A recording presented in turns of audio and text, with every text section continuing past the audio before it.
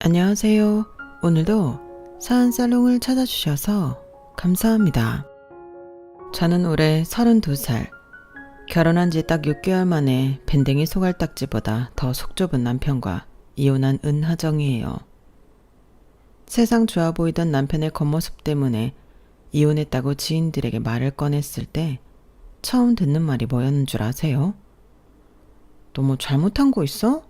세상 좋은 사람이 헤어지자고 말할 정도면. 그러면서 말끝을 흐리는 사람들이 한둘이 아니었어요. 타인을 배려한다고 회사 내에서도 소문났었기에 이혼했다는 소리가 남편 입에서 나온 순간 다들 지레짐작으로 제가 잘못한 줄 알았고요. 너 반전 영화 좋아해? 내가 왜 이혼했는지 알면 너 깜짝 놀랄걸? 아니, 그 인간이 다시 보일 거다. 뭘 알고나 말해. 그럴 때면 전 너무 당연하게 제가 아니라 남편 때문이라고 말하며 빛 좋은 개살구일 뿐이라고 치부하죠. 그리고 남편의 본성, 본색을 말하는 순간 정말? 하면서 그럴 리가 있냐고 묻는 사람들의 눈빛은 점점 공감으로 바뀌며 그동안 했던 행동들을 다시 되돌아보더라고요. 그리고 제가 그동안 생각했던 부분들이 틀렸다는 걸 새삼 깨닫게 되기도 했었네요. 예전에 TV에서 70이 넘어서도 활발하게 방송하는 연예인이 나왔었는데요. 젊을 때 대비해 40년 넘게 꾸준하게 일을 할 수 있던 비결을 묻더라고요. 그때 그 연예인이 했던 말이 손해보면 된다는 거였어요. 이해되세요? 다들 자기 밥그릇 챙기지 못해 안달이고 손해보는 사람은 바보라고 말하는 세상에서 말이에요. 저 역시 그 답변을 한 귀로 듣고 한 귀로 흘려보내면서 말도 안 된다고 생각했죠. 그걸 예상이라도 한 듯 요즘 MZ세대를 저격해서 이런 말도 하셨어요. 요즘 젊은 사람들 절대 손해 안 보려고 하는데 그러면 안 돼요. 지금은 내가 좀 손해보는 것 같아도 결국 다 돌아서 내게 돌아오게 되어 있거든요. 오히려 더 많은 것을 받을 수 있는데 지금 눈앞의 이득으로 모든 걸 뺏길 수 있다는 것을 알아야 해요. 알 수 없는 그 말을 이해하게 된 건 아이러니하게 이혼하면서부터였어요. 백문이 불여일견이라고 남편을 보고 나니 어떤 말인지 알게 되었고 다른 사람도 아니고 한 입을 덮고 자는 부인에게까지 이렇게 한다면 정말 이건 이혼이 답이라고 생각했죠. 근데 웃긴 건 뭔 줄 아세요? 이혼 이야기가 제 입이 아닌 전 남편이라는 작자에게서 나왔다는 점이에요. 어이없었지만 덕분에 이혼은 쉬웠지만요. 왜 그런 인간이랑 결혼을 했냐고 물으신다면 모든 남자들이 연애 땐 그런 모습을 안 보인다는 핑계 아닌 핑계를 대고 싶네요. 그건 제 생각뿐만이 아니라 회사 동료로 만난 남편이었기에 평판이 워낙 좋았기에 더 의심 없이 호의를 가지게 되었고요. 그건 어릴 때 엄마의 말씀이 크게 작용했기 때문인 것 같아요.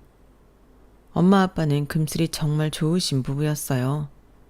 그 밑바탕은 아빠의 엄청난 노력이 있다는 걸 다 커서 알았지만요.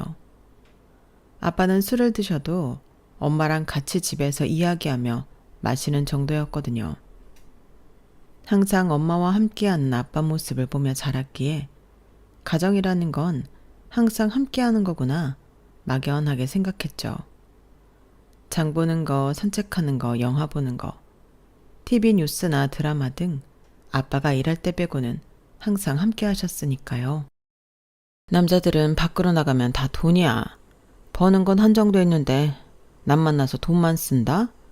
그런 남자는 안 만나야 해. 내 식구 생각하는 사람은 뭘 해도 가족이랑 하고 시간 보내는 만큼 사이가 더 돈독해지니까. 자식들 다 크면 결국 남는 게 둘인데 밖으로만 돌고 밖에서 남한테 돈 쓰는 남자는 절대 만나면 안 돼. 알았어? 더도 말고 덜도 말고 딱 네 아빠 같은 사람만 만나. 엄마는 항상 아빠 같은 남자를 만나라고 틈만 나는 대로 저에게 말씀하셨어요. 큰 돈을 벌고 밖에서 바쁘게 생활하는 사람보다 적당히 벌더라도 가족 위할 줄 알고 가족을 위해 돈 쓰는 사람이 문제도 없고 진짜 좋은 남자라고요. 그렇게 행동으로 보여주시는 부모님 밑에서 자랐으니 당연히 그런 사람을 만났다고 생각했던 거예요. 아빠 이야기가 나왔으니까 짧게 이야기하자면 아빠는 구민회관 같은 곳에서 강사로 일하셨어요. 어르신 대상으로 노래교실 같은 걸 하셨는데 워낙 말솜씨가 좋으셔서 항상 인기 강자 중 하나셨죠. 큰 돈벌이는 안 되는 것 같았지만 그래도 가난하게 살진 않았던 것 같아요. 1년에 몇 번씩 가족여행도 가고 몇 년에 한 번은 해외여행도 다녀올 정도였으니까요. 엄마가 명품을 좋아하시는 것도 아니었고 아빠가 특별한 취미가 있거나 그래서 씀씀이가 해프셨던 것도 아니셨어요. 앞에서 언급했던 것처럼 소소한 즐거움으로 사는 가정에서 자랐기에 저 역시 그런 생각들이 자연스럽게 자리 잡았죠. 검소하게 자란 만큼 독립심이 당했던 것 같아요. 어릴 때부터 아빠 같은 사람을 만나라는 엄마 말을 들으며 은연중에 내 가정을 생각하게 되었고 그건 결국 대학교에 들어가서 알바를 하며 내 용돈벌이로 살게 만들더라고요. 어렴풋 부모님 인생과 내 인생을 구분했던 것 같아요. 그래서 남편을 만났을 때 강한 끌림이 있었고요. 남편은 우선 같은 회사의 다른 부서 사람이었는데 워낙 평판이 좋아서 회사 내에서 모르는 사람이 없을 정도였어요. 왜 그런 사람 있잖아요.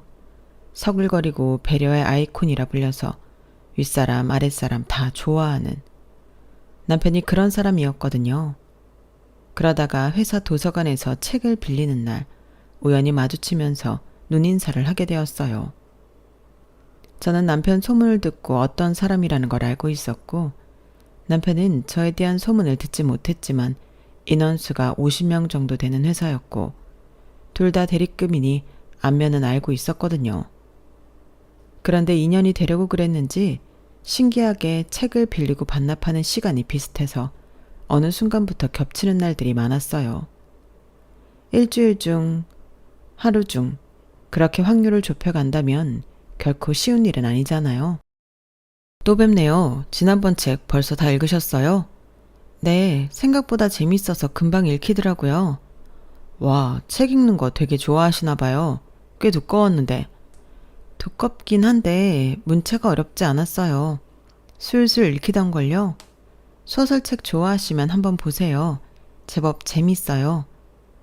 그러다 보니 어느덧 가볍게 인사하던 사이에서 책 이야기를 하던 사이로 주말에 무엇을 하냐는 질문으로 이어지면서 자연스레 연인으로 발전하게 되었죠. 생각보다 비슷한 점들이 많았기에 더 빠르게 가까워졌던 것 같아요. 취미는 책 읽기나 집에서 영화 보기든 큰돈 들이지 않고 소소하게 할 수 있는 취미를 가졌더라고요. 저 역시 그런 걸 선호하는 편이었고 막연하게 결혼한다면 엄마 말처럼 큰돈 안 쓰는 취미를 가진 사람과 한다고 생각했으니 저는 더 빠르게 빠지게 되었죠.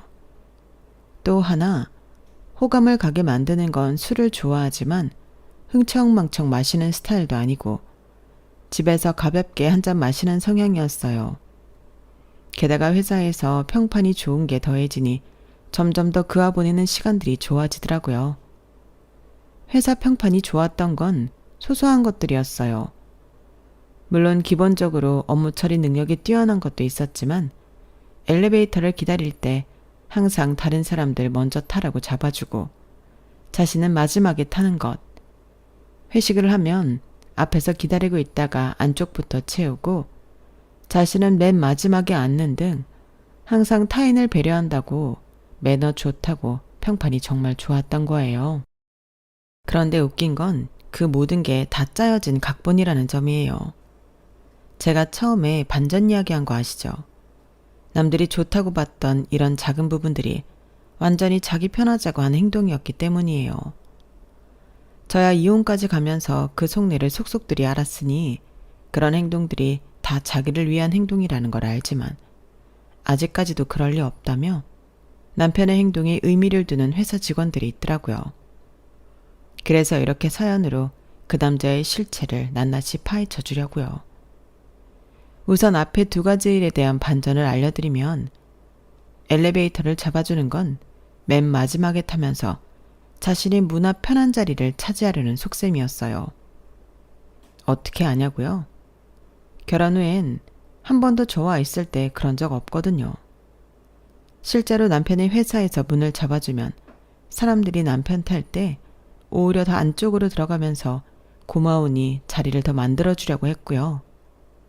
회식 때 안쪽부터 자리를 채운 건 주방과 가까운 곳이 음식 리필도 쉽고 화장실 가기도 쉬우며 조용히 일어나 먼저 집으로 가기도 수월했다는 점이죠. 이런 실체를 제가 다 알아버렸는데 제가 아닌 남편 입에서 이혼하자는 소리가 먼저 나왔으니 얼마나 황당했겠어요. 하지만 저 역시 반전의 여왕이라고 한방 시원하게 먹여서 아쉬운 점은 없지만요. 여하튼 그렇게 만나 결혼까지 무난하게 이루어졌어요. 남편은 저보다 3살 많았는데 나이가 둘 다 어리지 않으니 결혼까지 생각하게 되었고 회사 사람으로 주변 평판이 둘 다 좋았으니 결혼을 생각하는 건 어렵지 않았던 거예요. 부모님이 강사일 하시면 그래도 수입이 있으신 거네? 오빠네 부모님은 뭐 하시는데? 엄마는 집에서 살림하시고 아빠는 경비원 하셔. 다행이다. 우리 아빠만 일하는 게 아니라 장인어른들 분도 일하셔서. 요즘 아이 하나만 낳아도 뒷바라지 하는데 돈 많이 든다는데 적어도 부모님 부양하는 부담감은 없겠어. 결혼 전 이런 말이 오갔을 때도 이상하다고 생각하지 못했던 건 현실적인 부분이었기 때문이에요. 하지만 결혼식을 올리고 신혼집에 둘이 함께 사는 순간부터 서서히 이 남자 뭐지? 싶은 포인트들이 하나둘 생기기 시작했죠. 신혼집은 엘리베이터 없는 4층 빌라에서 시작했어요. 둘 다 대리급으로 돈을 빌리면 빌릴 수 있지만 무리해서 좋은 집을 빌리고 이자를 갚아나가는 게 의미 있나 싶었거든요. 그래서 대출하지 않는 선에서 구하다 보니 상대적으로 엘리베이터가 없는 빌라가 저렴했죠. 둘 다 합리적인 걸 추구하는 성격이었기에 초기에 집을 구하고 생활하는 것조차 신혼의 로망이라고 생각하고 지냈어요. 하지만 오래가지 못했던 건 첫 배달 음식을 주문하고 나서였죠. 그동안 집 정리하고 밖에서 사 먹고 들어오고 야근하느라 같이 여유를 부리는 날이 없었거든요. 그래서 그날 처음 치맥 한잔하며 축구 경기를 보자고 했던 날이었어요. 나 1층 내려갔다 올게. 왜, 편의점 가게? 아니, 4층인데 엘리베이터도 없으면 배달기사한테 미안하잖아. 바람도 쐴 겸 나가 있다가 음식 받아 올라올게. 이런 말을 처음 들었을 땐 정말 손해보기 싫어하는 나와 다르게 이타적인 사람으로 배울 게 많다고 생각했어요. 4층이던 5층이던 음식을 시키면 배달료 속에 그 비용까지 포함되어 있으니 굳이 1층으로 내려간다는 생각을 못했고 할 필요도 없다고 생각했으니까요. 하지만 남편은 워낙 회사에서도 다른 사람을 배려한다고 소문이 자자했으니 그럴 수 있다고 생각했죠. 그래서 알았다고 말하고 TV를 보는데 얼마 지나지 않아 치킨을 들고 왔어요. 치킨 봉지를 전달받았는데 배달기사가 손을 댄 듯 봉지가 뜯어져 있었죠. 와, 요즘도 이래?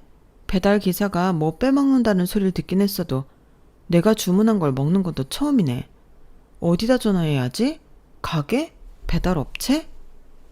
황당해서 해결 방안을 물어보는 저에게 평온하게 웃으며 쳐다보는 남편을 보니 이해가 안 되더라고요. 설마 이런 것까지 배려해서 이해하자고 넘어가는 건가 싶었으니까요. 그런데 저희 예상을 보기 좋게 깨부수며 등 뒤에서 슬그머니 먹다 남은 뒷다리를 꺼냈어요. 전화하지 마. 내가 먼저 하나 먹었어.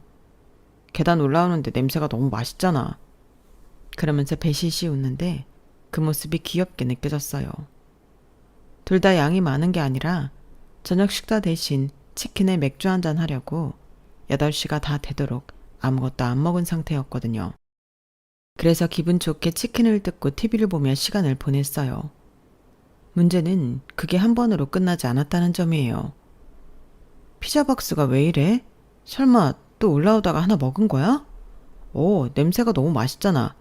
그리고 진짜 금방 만들어서 방금 왔나 봐. 치즈가 얼마나 뜨겁던지 먹다가 입천장 데일 뻔했다니깐? 그러면서 웃는데 피자 소스가 앞니빨 사이에 껴있는 거예요. 그런 걸 알 리 없는 남편은 여전히 자신이 뭘 잘못했는지 모른 채 웃는데 슬슬 짜증이 났죠. 그렇다고 매번 올라오면서 먹으면 어떡해. 나는 누가 먹다 남은 거 먹는 느낌이잖아. 그런 말이 어딨어. 같이 먹으려고 시킨 거고 내가 남도 아니고 까다롭긴. 피자 시켰다. 빨리 먹자. 저를 예민충으로 치부하더니 피자 박스를 열고 본격적으로 먹기 시작하더라고요. 저요. 배는 고팠는데 입맛이 뚝 떨어지는 게 같이 먹기 싫어졌어요. 남편은 그러든지 말든지 신경 안 쓰다가 자기 배부르니 물었죠. 그럼 남은 피자 냉장고에 넣어두냐고요. 이런 일들이 한두 번 쌓이고 나니 눈이 방법을 써야겠다 싶었어요. 그래서 작정하고 제가 내려가서 받는다고 했더니 이 남자 뭐라는 줄 아세요? 설마 너 내가 그동안 한두 개 먹으면서 왔다고 치사하게 너도 그러는 거 아니지? 매번 나한테 뭐라고 했으면서 설마 그럴 리 없겠지? 그지? 그때 제 표정을 보여드리고 싶은데 보여드릴 수가 없어 아쉽네요. 아마 예상들 하셨거나 아니면 저 말을 들었을 때 청취자 여러분들도 썩은 미소 날리고 있으실 것 같은데요. 저도 그랬답니다. 아, 이 사람은 더 이상 말할 가치가 없는 거구나. 자신이 한 건 당연한 거고 다른 사람이 한 건 치사하고 하면 안 되는 행동이라니 내로남불이 따로 없었던 거죠. 내가 하면 로맨스, 남이 하면 불륜 말이에요. 그래서 어떻게 했냐고요? 그날 이후 저희 집에선 배달 음식을 시켜 먹지 않았답니다. 정확히 말하면 같이 시켜 먹지 않았어요. 그런데 문제는 음식뿐만이 아니라 이런 마인드가 전체적인 생활에서 나타나기 시작했죠. 그런 면들을 보면서 어떻게 이런 걸 숨기고 회사에선 그렇게 평판이 좋았을까 싶을 정도였어요. 한 번은 유튜브를 보다가 강주은 님이 나오는 프로그램을 보게 되었어요. 탤런트 최민수의 배우자로 함께 살아온 에피소드를 이야기하는 프로그램이었는데요. 거기서 강주은 님이 그렇게 말씀하시더라고요. 아니, 주은이가 번 건 주은이 거고 내가 번 돈도 다 주은이 거야. 그러니까 내 거고 네 것도 내 거라는 거지? 그러면서 해맑게 웃는데 그 모습이 상당히 행복해 보였어요. 강주은 님이 처음 번 돈을 남편에게 주었더니 그 돈을 안 쓰고 어느 날 돌려주었다면서 당신이 쓴 돈을 자기가 어떻게 쓰냐고 최민수 씨가 말했대요. 그러면서 한 말이 자신이 번 돈도 다 와이프 거라고 말했다는데 멋있어 보이더라고요. 세상 상남자 스타일의 최민수 씨가 아내에겐 한없이 자상하구나 싶으면서 용돈 받아 쓴다는 그 모습까지 의외의 모습들이었어요. 그래서 아니라는 거 알면서 웃으면서 말을 꺼냈죠. 오빠, 내가 번 돈은 내 거고 오빠가 번 돈도 다 내 거지? 무슨 소리야. 왜 내가 번 돈이 다 네 거야? 반대지. 내가 번 돈은 내 거고 네가 번 돈은 내 거지. 너보다 내가 더 많이 벌잖아. 안 그래? 어이가 없었죠. 물론 저 역시 네 돈 내 돈의 개념을 모두 내 돈이라고 말했으니 쌍방이라면 할 말 없지만 적어도 더 벌고 덜 벌고로 따질 문제는 아니라고 생각했거든요. 결혼했으면 두 사람이 버는 돈 모두 두 사람이 소유하는 게 맞으니 엄연히 따지면 내 돈이 남편 돈이고 남편 돈이 내 돈이 되는 게 맞다고 생각했지만 남편은 아니었던 거죠. 그런 생각은 실생활에서 하나둘 나타나고 있었어요. 제 돈으로 산 물건들은 저에게 허락받지 않고 마구 사용했는데 사실 같은 공간에서 사용하는 거고 남편이 남도 아니니 저는 크게 신경 안 썼어요. 오빠 드라이기 썼어? 그거 비싼 거라며? 그래서 나도 좀 썼어. 왜? 아까워? 누가 아깝대? 사용했으면 내 화장대 서랍에 다시 넣어줘야지. 사용하려고 보면 없으니까 묻는 거잖아. 네 화장대 서랍이 없으면 화장실에 있겠지. 그거 좀 움직이기 귀찮아서 그래? 가져다 줘. 자, 여기 있어. 나처럼 자상한 남편도 없다. 마누라 드라이기도 가져다 주고. 그치? 대꾸할 가치를 못 느꼈어요. 아니, 아무리 한 집에 사는 사람이라도 자신 물건이 아니라 다른 사람 물건을 사용했으면 사용하고 제자리에 두는 게 상식 아닌가요? 그런데 이 남자한테는 아니더라고요. 오히려 비싼 걸 사용해서 아깝냐는 둥. 멀리 둔 것도 아니고 잊어버린 것도 아닌데 그거 가지러 가는 게 귀찮냐는 둥. 오히려 저를 이상한 사람으로 몰았으니까요. 이런 일이 반복되면 어떤 느낌이 드는 줄 아세요? 처음엔 이렇다 저렇다 말하며 아니라는 걸 말하고 싶지만 자꾸 쌓이다 보면 무기력하게 아무 말도 하고 싶지 않아져요. 어차피 넌 말해도 못 알아들을 테니 어떻게든 빨리 이 상황을 피하고 싶은 생각만 들었어요. 너 내 면도기 썼어? 다리털 좀 밀었어. 쿠팡에서 주문했는데 내일 온대. 원래 오늘 오기로 했는데 나 이따 약속 있어서. 근데 왜? 뭐? 다리털을 밀었다고? 너 이게 얼마짜리 면도기인 줄 알고나 하는 소리야? 왜? 내가 쓰는 게 아까워? 지난번 제 드라이기를 사용하고 그게 뭐 어떠냐고 말했던 게 떠올랐어요. 그래서 뭐가 문제인지 모른다는 투로 말하면서 일부러 더 느끼라고 그때 남편이 저에게 했던 말을 고스란히 따라했네요. 아니, 누가 아깝대. 고장나면 어떻게 하려고 다리털을 위냐는 거지. AS도 유료로 해야 하는데 고장나면 어쩌려고. 내 다리털이 오빠 턱수염보다 더 적고 털도 약한데 별걸 다 걱정해. 사용 설명서에도 문제 없다고 써있어. 그리고 사용하고 제자리에 뒀고 그럼 된 거잖아. 왜 그래? 항상 이런 식이었어요. 내 물건은 고장나도 어차피 쓰다 보면 고장나는 거. 그게 뭔 문제냐고 대수롭지 않게 넘어가면서 자신이 사용하는 모든 물건은 그게 어떤 물건이든 제가 사용하면 찝찝해하는 표정을 숨기지 못했죠. 그런데 사람이 참 이상해요. 저도 제가 나쁜 사람이어서 그런지 모르겠지만 말을 더 길게 하는 건 싫은데 손해보기 싫어하는 게 제 성격이라 그런지 보란 듯이 신경 안 쓰고 사용하고 싶더라고요.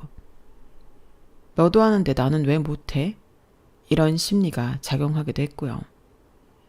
그런데 날이 갈수록 자기 것은 눈에 쌍심지를 켜고 지키려 들면서 제 물건은 더 함부로 쓰는 남편을 보니 그나마 남았던 정도 미련 없이 사라지고 있었어요. 그러던 중 결정적인 사건이 터지게 되었네요. 그러던 어느 토요일, 회사에서 중요한 프로젝트 하나가 막바지에 들어섰는데 클라이언트 측에서 갑자기 주말에 긴급 회의가 잡혔어요.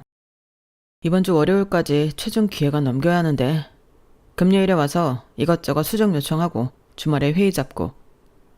정말 클라이언트들은 왜 이럴까? 뭐 별 수 있나? 다들 집중해서 빨리 끝내자고. 팀장님도 한숨을 쉬시면서 어쩔 수 없다고 하시더라고요. 이미 계약 단계까지 와서 엎어버릴 수도 없고 다른 팀원들도 다 나와야 하는 상황이었으니까요. 프로젝트 총 금액이 억 단위라서 회사 입장에서도 절대 놓칠 수 없는 건이었거든요. 그래서 토요일 오전 10시에 회사로 나가게 되었어요.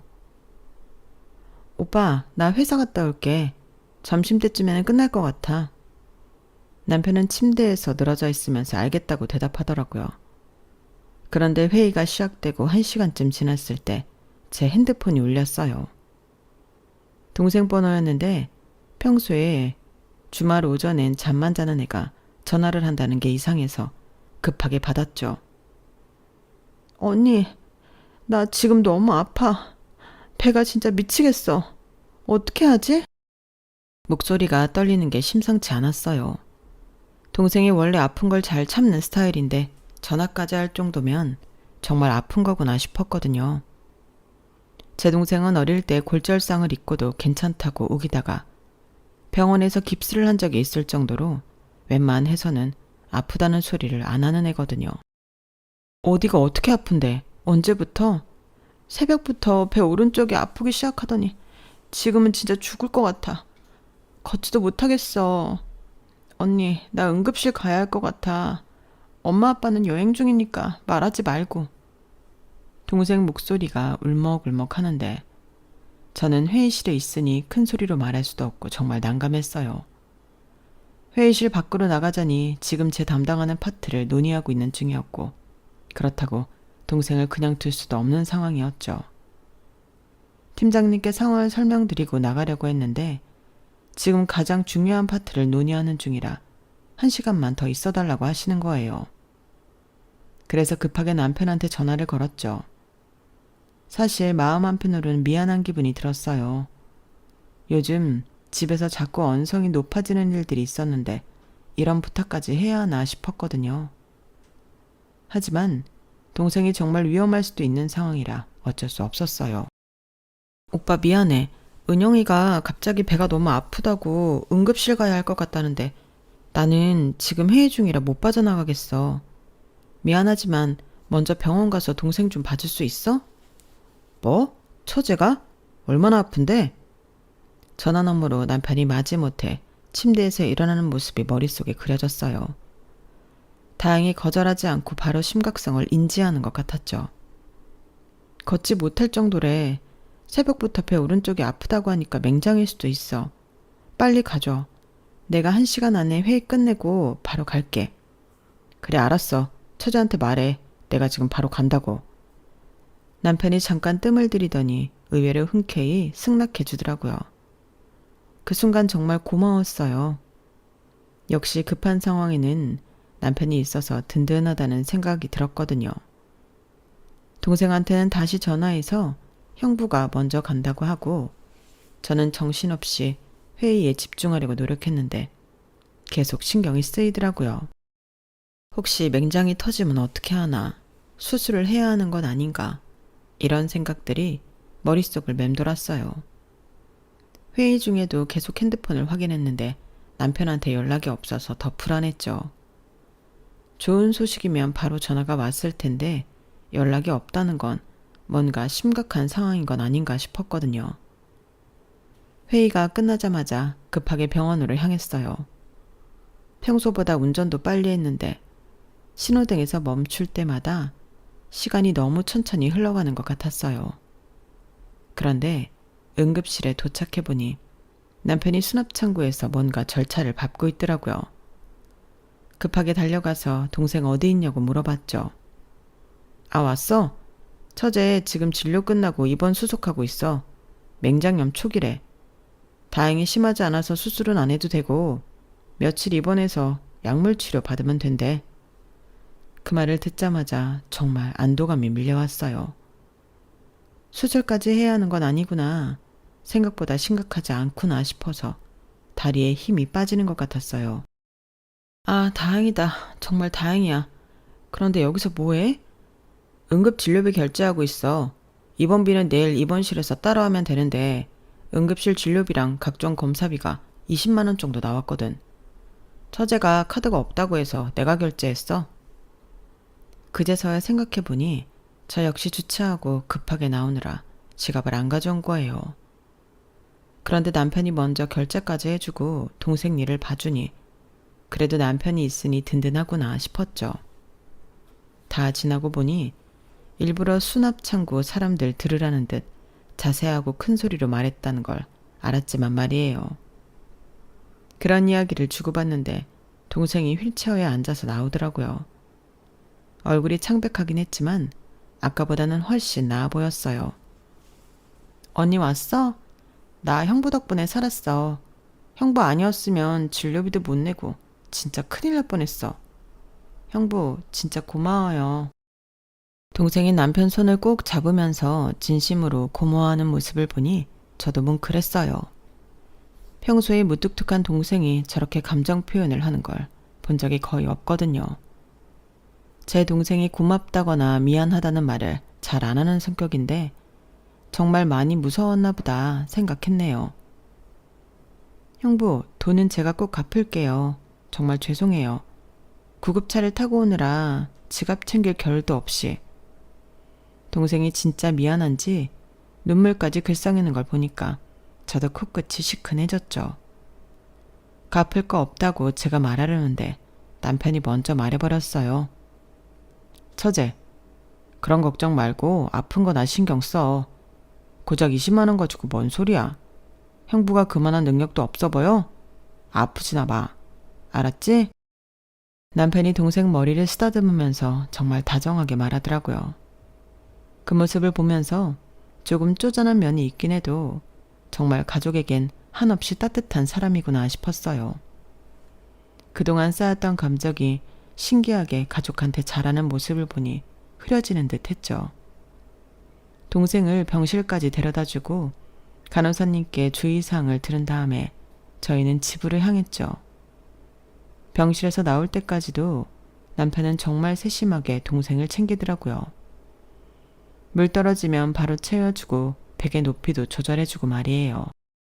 그렇게 기분 좋게 차에 탔는데 남편이 갑자기 작게 중얼거리기 시작했어요. 무슨 말인지 알아들을 수 없이 작게 했는데 저를 의식했는지 아니면 일부러 들으라고 말하는지 모르겠지만 점차 커지더니 선명하게 들렸어요. 아이씨 진짜. 뭐라고 했어? 아니야, 아무것도 아니야. 처음엔 진짜 무슨 이유인지 몰랐고 아니라고 하니까 제 귀를 의심했는데 남편 표정이 뭔가 이상했어요. 좀 전에 병원에서 보던 따뜻한 표정과 전혀 달랐거든요. 눈썹이 찌푸려져 있고 입꼬리도 내려가 있고 마치 뭔가 불쾌한 일이 있었던 것처럼요. 말은 아니라는데 계속 뭔가 기분 나쁜 표정을 짓고 있는 거예요. 혹시 회사 일로 스트레스를 받고 있는 건가? 아니면 갑자기 병원에 가느라 피곤한 건가 싶어서 무슨 일 있냐고 물어봤더니 갑자기 돌변하더라고요. 은하야, 솔직히 말해봐. 너 일부러 그랬지? 뭘 내가 일부러 했다는 거야? 처제 말이야. 네가 갈 수 있는데 일부러 나보고 가라고 한 거지. 무슨 말을 하는 거야? 나 회의 간 거 회사 사람들한테 물어보면 알 거 아니야. 어제 저녁에 팀장님 전화 받을 때 오빠도 있었으면서 그래. 내가 어떻게 은영이가 아픈 걸 미리 알고 회의도 알았다는 거야. 아니야, 분명히 계산하고 한 거야. 어차피 내가 결제할 거 알고 그런 거지. 그래서 나 먼저 가보라고 한 거지. 자기 돈 아니라고 아예 신경을 안 쓰나 보네. 그 순간 정말 어이가 없었어요. 급한 상황에서 도움을 요청한 건데 그걸 계산적이라고 몰아가다니 처음엔 너무 황당해서 말도 나오지 않았어요. 오빠, 무슨 생각하는 거야? 지금 은영이 아픈 거 보고 왔잖아. 새벽부터 갑자기 아팠다는데 내가 그걸 어떻게 알고 뭘 계산했다는 거야? 그래, 아픈 건 알겠어. 그런데 왜 내가 내 돈을 내야 해? 내 동생도 아니고 네 동생인데. 이 말을 들었을 때 정말 등골이 선리지는 느낌이었어요. 아까 병원에서 가족이니까 당연하다고 했던 그 사람이 맞나 싶었거든요. 무슨 말이 그래. 아까 은영이가 그 돈 준다니까 됐다며. 형부를 뭘로 보냐고 세상 좋은 사람처럼 굴더니 뭐? 왜 돈을 내야 하냐고? 그럼 그 자리에서 계좌번호 불러줘야 했어? 포만 나게? 내가 말하기 전에 은하 네가 말했으면 되잖아. 네가 주겠다든가. 솔직히 내가 네 동생 용돈 주려고 뻣빠지게 일한 줄 알아? 그 순간 정말 할 말을 잃었어요. 아파서 병원비 내준 걸 용돈이라고 치부하고 20만 원에 없는 폰까지 잡아놓고 남 탓하는 게 정상은 아니잖아요. 그리고 고작 20만 원에 뼈 빠지게 일한다는 표현도 훅 혔어요. 그리고 이 남자 그릇이 고작 이거였구나 싶은 게 좀 전까지 다르게 보았던, 아니 보려고 애썼던 제 자신이 얼마나 한심했는지도 동시에 알았네요. 오빠가 지금 하는 말이 정상적으로 들려? 고작 20만 원 때문에 이러는 거야? 20만 원이 작은 돈이야? 그럼 내가 내지 그랬어. 아 맞다. 처제주 너도 똑같이 작정한 건 아니지만 정말 우연히 둘 다 지갑이 없었지? 남편이 점점 목소리를 높이면서 마치 제가 사기를 친 것처럼 몰아가더라고요. 차 안의 분위기가 순식간에 얼어붙었어요. 야 진짜 미쳤나? 내가 언제 계산하고 그랬다고? 미쳤다고? 네가 미친 거 아니야? 자기 가족 챙기려고 남 돈 쓰는 게 당연하다고 생각하는 게? 내가 니네 가족 ATM이야? ATM이라는 표현을 들었을 때 정말 기가 막혔어요. 결혼해서 가족이 된 사이인데 급한 상황에서도 20만 원 때문에 이런 말을 하다니. 그것도 아가까지 동생 앞에서는 그렇게 자상한 형부 행세를 하더니요. 20만 원 계좌이체로 바로 보내줄게. 저는 더 이상 거론할 가치도 없다고 생각해 차가운 말투로 핸드폰을 켜고 은행 어플에 들어갔어요. 그런 게 문제가 아니라 마인드가 문제라고. 너 같은 사람이랑은 정말 못 살겠어. 그런데 그런 제 모습을 보는 남편이 선 넘는 말을 먼저 꺼냈죠. 그래? 그래서 어쩌자고. 이혼해. 정말 단칼에 말하더라고요. 조금도 망설임 없이 말이에요. 좋아. 저도 바로 대답했어요. 더 이상 이런 사람과 함께 있고 싶지 않았거든요. 네가 결혼하면서 문제를 일으킨 거니까 위자료 같은 건 당연히 없는 거 알지? 깔끔하게 갈라서자. 알겠어. 그렇게 하자. 그렇게 빠르게 협의 이혼이 진행되었네요. 자녀가 없으니까 1개월 숙려 기간을 거쳐야 한다고 하더라고요. 그동안 재산 분할이 이루어졌는데 생각보다 간단했죠. 전세 보증금이 1억 4천만 원, 그리고 결혼하면서 산 TV나 냉장고 같은 기본 가전제품들이 1,000만 원 정도였는데 이걸 반반 나누기로 했어요. 각자 월급은 각자 통장에서 관리하고 생활비도 거의 반반씩 냈으니까 따로 나눌 것도 없었고요. 1개월 숙려기간이 끝나고 최종 이혼 확정이 났을 때 정말 후련했어요. 어디 가서 이런 이유로 이혼했다는 걸 밝히기 창피할 정도로 2번 다시 이 인간과 상종하기 싫었네요. 이혼이 모두 정리되고 나서 저는 회사 근처로 이사를 했어요. 그동안 남편과 함께 살던 빌라에서 나와서 새로운 시작을 하고 싶었거든요. 마침 회사에서 도보로 10분 거리에 괜찮은 곳이 나와서 바로 계약했죠. 새 집은 주상복합 아파트 30평대였는데 이전 빌라와는 비교할 수 없을 정도로 쾌적하고 좋았어요. 엘리베이터도 있고 보안도 좋고 무엇보다 출퇴근이 너무 편해졌죠. 이혼 후 새 출발이라는 상징적인 의미도 있었고요. 그런데 이사한 지 한 달쯤 되었을 때 회사에서 큰 프로젝트가 막바지 단계에 접어들면서 연일 야근이 계속되었어요. 밤 11시, 12시는 기본이고 새벽 2시까지 일하는 날도 있었거든요. 아, 진짜 집에 가서 씻고 자고 싶은데 내일 또 9시 출근이야. 이러다 죽겠네. 나도 집이 멀어서 지하철 망차도 끊어졌어. 택시 타고 가면 3만 원인데 차라리 찜질방에서 자고 올까? 여직원들끼리 이런 이야기를 하고 있는데 갑자기 이사한 집이 회사와 정말 가깝다는 게 생각이 났어요. 아, 맞다. 우리 집에서 씻고 좀 쉬다 갈래? 나 이제 회사 앞에 살거든. 걸어서 10분이야. 정말? 신혼집 얻은 지 1년도 안 된 거 아니야? 가도 돼? 김 대리님 집에 계신 거 아니야? 없어. 자세한 건 가서 얘기해 줄게. 가자. 그래서 여직원 4명이 함께 제 집으로 향했어요. 다들 야근에 지쳐서 정말 고단해 보였거든요. 그런데 제 집 앞에 도착하자마자 동료들이 깜짝 놀라더라고요. 어? 대리님 여기 살아요? 여기 되게 좋은 곳 아니에요? 와, 주상복합이네. 여기 집값 비싸지 않아? 진짜 좋다. 회사도 가깝고 시설도 부럽다. 저는 그냥 웃으면서 그냥 운 좋게 구했어 라고 대답했는데 집 안에 들어가자 또 한 번 놀라더라고요. 대리님, 인테리어 진짜 예뻐요. 이거 다 새로 했어요? 아니, 전 주인이 하던 대로 그냥 살아. 급하게 이사 오느라 인테리어하고 뭐 그런 시간이 없었거든. 급하게요? 왜요? 무슨 일 있었어요? 그러고 보니 김대리님 집은 하나도 없는 것 같은데. 집안에 남자 물품이 하나도 없는 걸 눈치챈 사원이 말하는데 저는 잠깐 망설였어요. 회사 사람들에게 이혼 사실을 말해야 하나 말아야 하나 고민이 되었거든요. 하지만 어차피 숨길 수도 없는 일이고 언젠가는 알게 될 테니까 솔직하게 말하기로 했어요.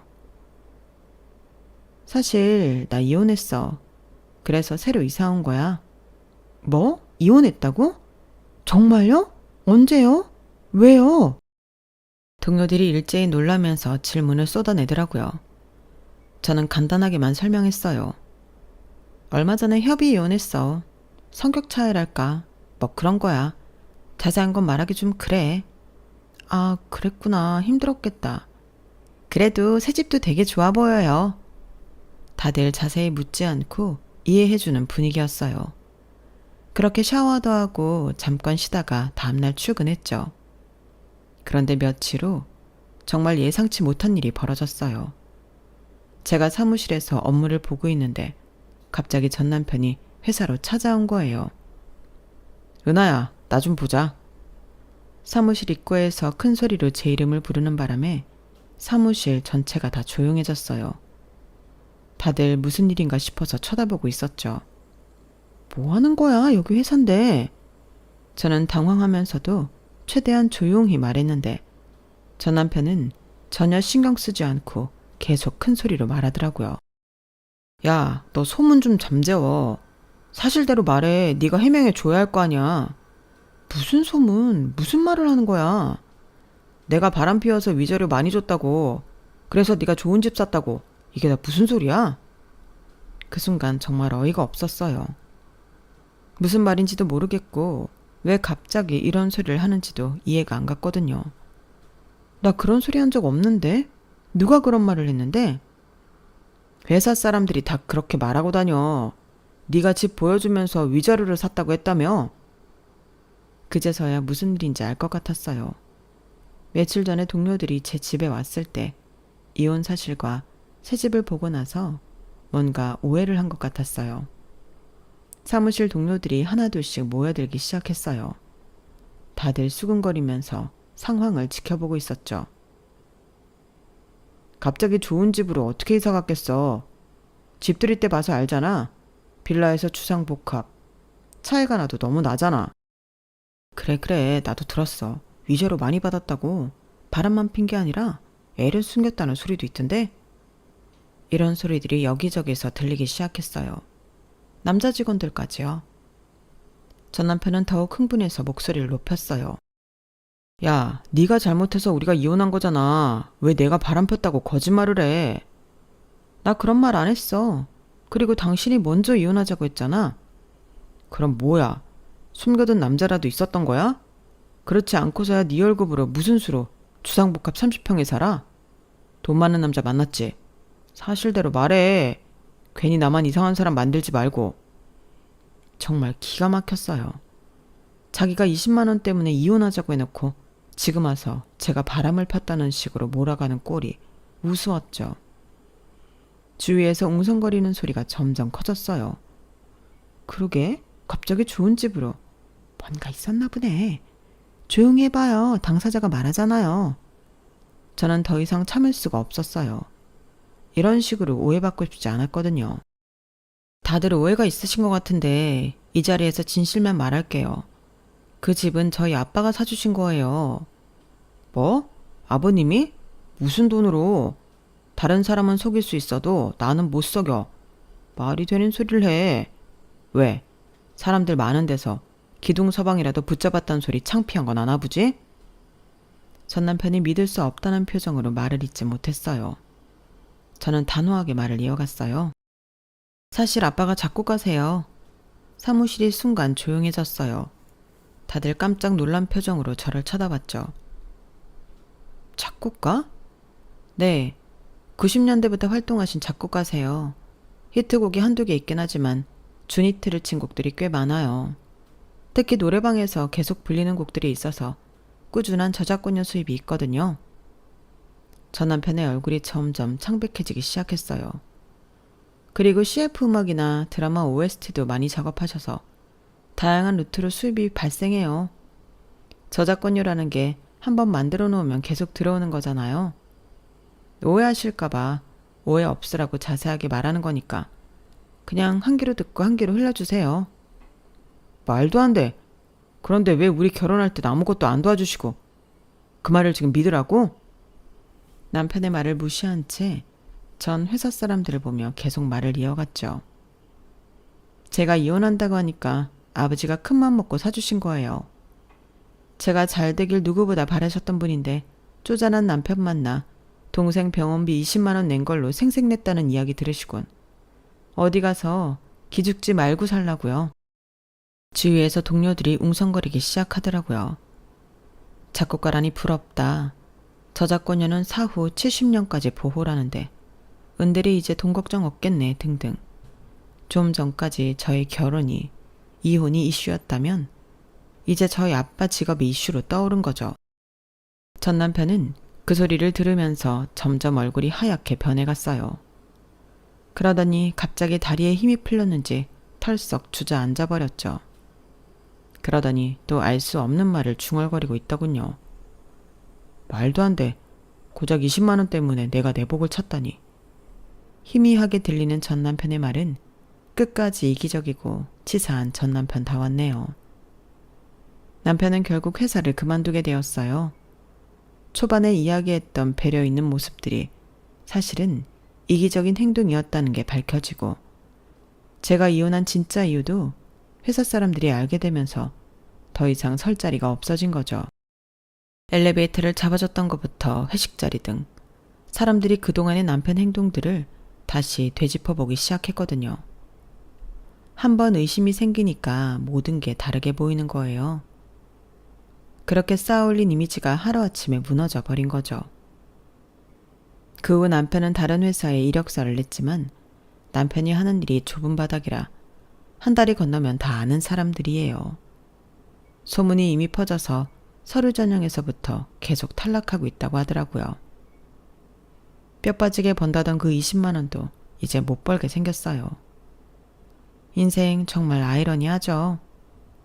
이런 이야기를 친구들에게 하면 아직도 못 믿어해요. 어찌나 포장을 잘했든지 제가 다 지어낸 이야기로 믿는 친구도 있더라고요. 여러분들 생각은 어떠세요? 주위에 정말 이런 남자 보신 적 없으신가요? 겉으로는 배려하는 척 하면서 사실은 자기 이익만 계산하는 사람 말이에요. 지금 돌이켜보니 예전에 TV에서 본 그 연예인 말씀이 정말 맞았어요. 손해보면 된다고 하셨던 그 말이요. 조금 손해보더라도 치사하게 따지지 않고 크게 사는 게 결국은 더 큰 복을 가져다 준다는 걸 이번 일로 확실히 깨달았거든요. 여러분도 혹시 주변에 전 남편 같은 사람 있으시면 조심하세요. 그리고 가끔은 손해보는 것 같아도 마음 편하게 살자고요. 분명 더 좋은 일들이 돌아올 거예요. 제 사연은 여기까지입니다. 매일매일 행복하세요. 여러분, 사연 댓글에 응원과 현명한 조언 부탁드려요. 좋아요와 구독은 저에게 큰 힘이 됩니다. 오늘도 좋은 일 가득하세요.